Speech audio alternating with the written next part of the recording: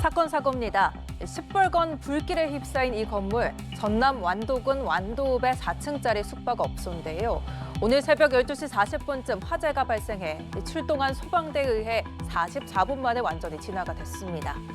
이 불로 투숙객 등 4명이 연기를 흡입해 병원으로 이송됐으나 생명에는 지장이 없는 것으로 알려졌습니다.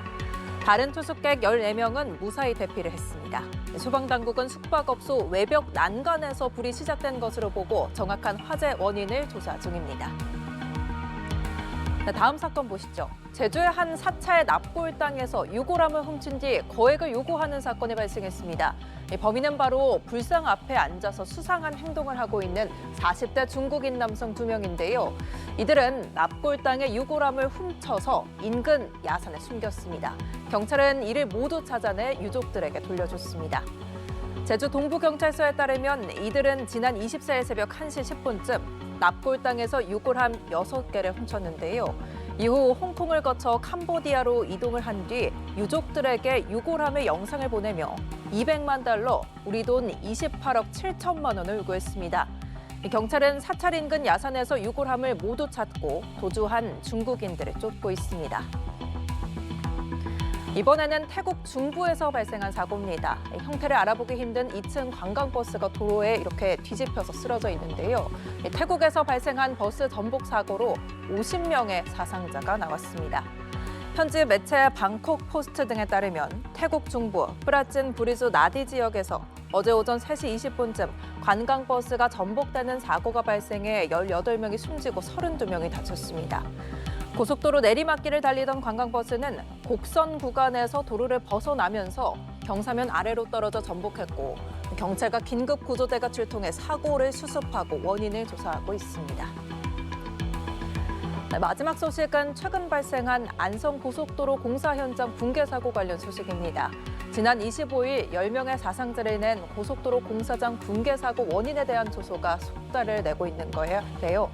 관계기관 합동 현장 감식도 이번 주에 이뤄질 전망입니다. 자세한 내용은 서승택 기자가 전해드립니다.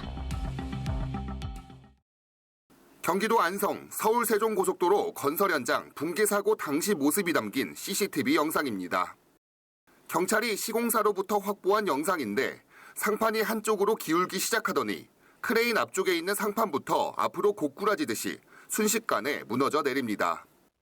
10명의 사상자를 낸 사고 현장, 당시에 처참했던 모습이 고스란히 남아있습니다. 교각에 콘크리트 상판을 설치하는 대형 장비인 런처는 금방이라도 떨어질 듯 위태롭게 매달려 있습니다. 교각 상부는 뒤틀린 채 완전히 무너져 내렸고 하부에는 콘크리트 잔해물이 곳곳에 떨어져 있습니다. 사고는 교각 위에 상판 빔을 설치하기 위해 준비하던 과정에서 발생한 것으로 알려졌습니다. 빔을 설치하는 런처의 작업을 갖다 돕고 있는 과정이었습니다. 경찰과 관계기관의 사고 원인 조사도 속도를 내고 있습니다. 경기 남부경찰청 전담수사팀은 공사 시공사인 현대엔지니어링과 하도급사의 담당자들을 참고인 신분으로 소환해 조사했습니다. 공사에 사용한 공법이 절차에 맞게 이루어졌는지, 안전수칙을 준수했는지 등을 중점적으로 확인했습니다. 특히 확보한 CCTV를 토대로 붕괴한 걷어가 별다른 고정장치 없이 교각 위에 올려져 있던 것으로 추정하고 자세한 경위를 확인하고 있습니다. 고용노동부는 산업안전보건법과 중대재해처벌법 위반 여부를 조사하고 있고 국토교통부도 사고대책본부를 꾸려 작업과 시공 과정에서 문제가 없었는지 여부를 집중적으로 조사하고 있습니다. 사고 원인 규명을 위한 관계기관의 합동 감식도 이번 주 금요일에 진행될 예정입니다. 연합뉴스TV 서승택입니다.